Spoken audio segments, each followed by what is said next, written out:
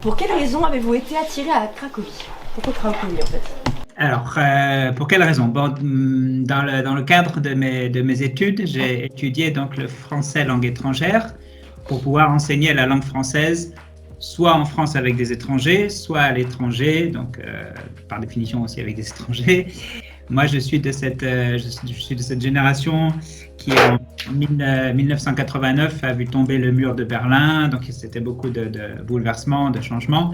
Et donc, j'étais curieux de savoir ce qui se passait un petit peu à l'Est, comme on disait à l'époque. Et donc, j'ai eu la possibilité, dans un premier temps, de travailler à Bratislava, en Slovaquie, et ensuite en Pologne. Et une fois en Pologne, Cracovie, c'est quand même probablement la plus jolie ville du pays. Donc, quand il y a eu la possibilité de venir ici, je suis venu. Bonjour. Bonjour. Est-ce que la transition France-Cracovie, ça a été compliqué?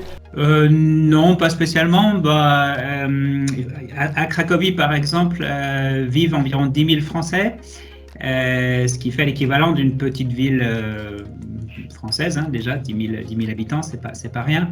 Il y a quand même beaucoup d'histoires, de connexions entre la France et la Pologne.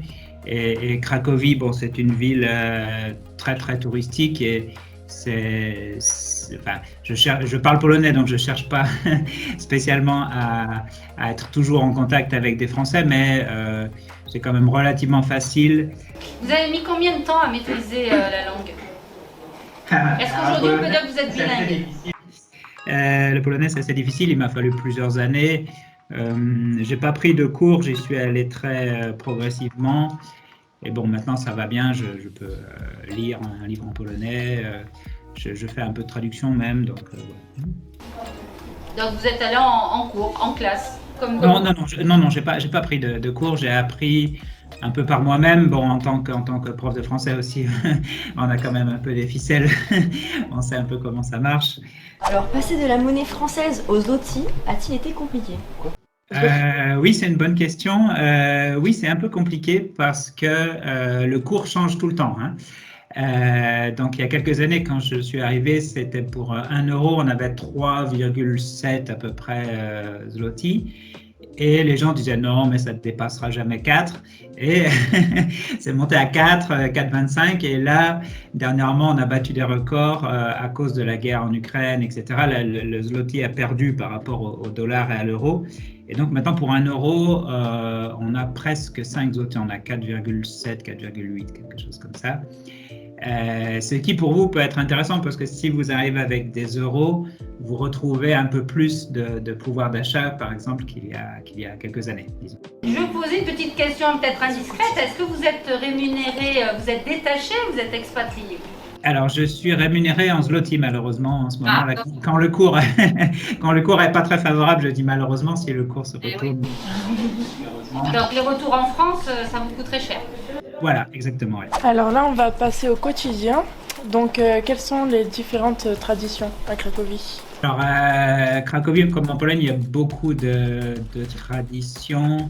Alors, Noël est très, très important en Pologne. Bon, le pays, globalement, comme vous le savez sans doute, est très catholique en tradition. Donc, Noël est très, très important. Pâques, également, beaucoup plus qu'en France.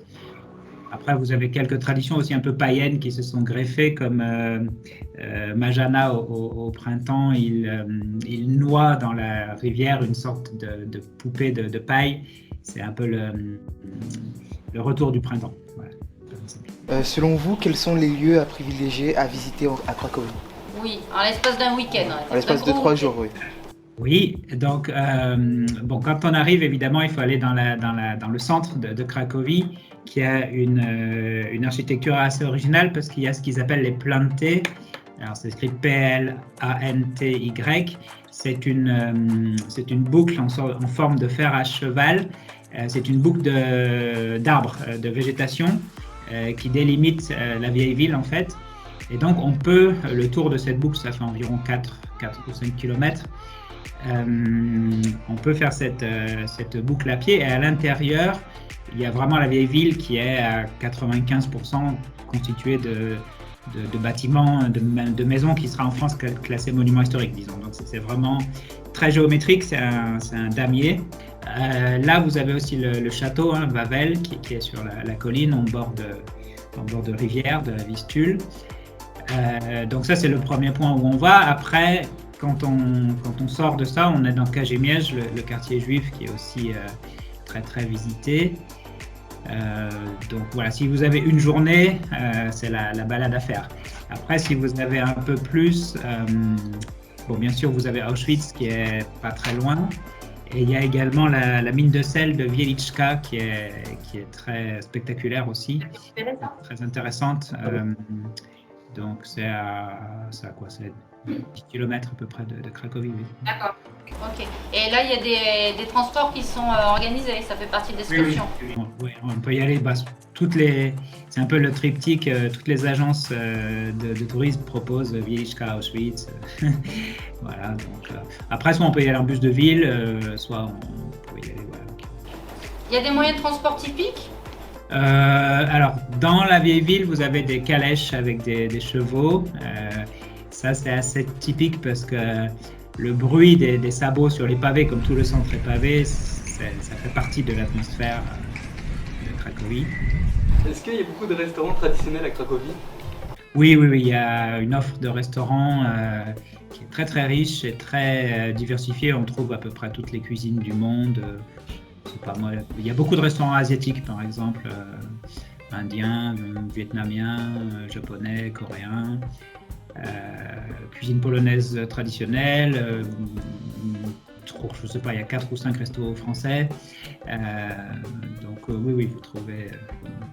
On ne meurt pas de faim. Il y a des plats typiques qu'on doit goûter? Oui, bien sûr. Alors il faut goûter les pierogi. Les pierogi, c'est des sortes de raviolis farcis, donc avec ça peut être des choux, champignons, du fromage, des pommes de terre. De la viande, il y a vraiment un peu tout. Il y en a des sucrés aussi avec des myrtilles. Ça nous donne envie d'y aller.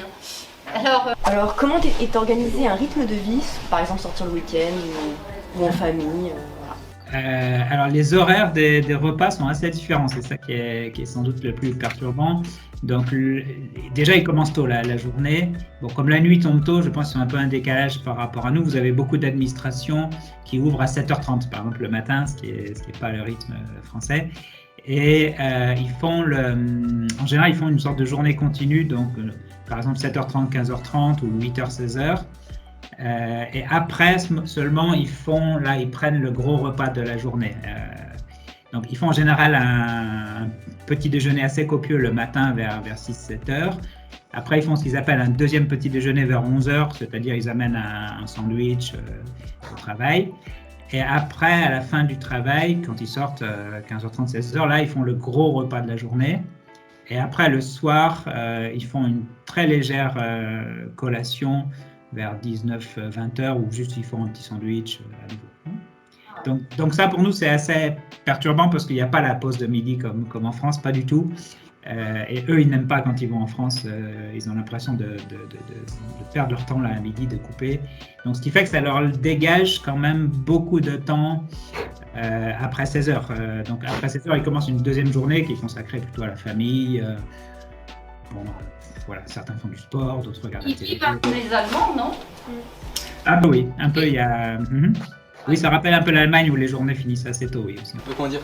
Est-ce que vous êtes habitué à faire comme en Pologne pour les repas ou vous faites comme en France? Alors, j'ai essayé, mais mon estomac français n'arrive pas à s'habituer. À midi, j'ai toujours faim, quoi. Quelles étaient vos principales appréhensions au sujet de votre expatriation? Merci. Expatriation. Je sais plus parler. Bon, ça fait déjà longtemps que je suis parti, donc est-ce que j'avais des appréhensions? J'ai toujours aimé voyager, j'ai toujours aimé un peu avoir le goût des autres, de la découverte. Donc, bon, sans doute il y a l'appréhension de la langue, par exemple, mais c'était peut-être plus de l'excitation que de l'appréhension au final. Donc là, on peut dire que vous êtes parfaitement bilingue? Oui, pratiquement, oui. Pourriez nous dire un petit quelque chose pour qu'on entende un peu la tonalité de cette langue? Oui. Dzień dobry, mam nadzieję Wam gościć niedługo w Polsce. Będziecie mieli widzenie i z przyjemnością Wam pokażę kilka zakątek miasta. Ça ressemble à rien ce qu'on C'est relativement facile de créer du lien quand on arrive avec les Polonais. Est-ce qu'ils sont accueillants? Plus ou moins parce qu'ils sont quand même plus famille qu'amis. Donc, ils ont leur cercle en général familiaux. Bon, moi, je connais, j'ai réussi à me faire quelques amis, mais c'est pas, ça a pris un peu du temps. Souvent, bon, ce sont des amis un peu francophiles aussi, donc qui s'intéressent par le sport, par d'autres. Bon, il y a les moyens un peu qu'on retrouve partout, oui, par le travail, le sport, la vie associative, culturelle. Aviez-vous déjà un réseau avant de venir en Pologne? Non, je n'avais pas de réseau. Je suis arrivé comme ça, les mains dans les poches avec mon sac à dos.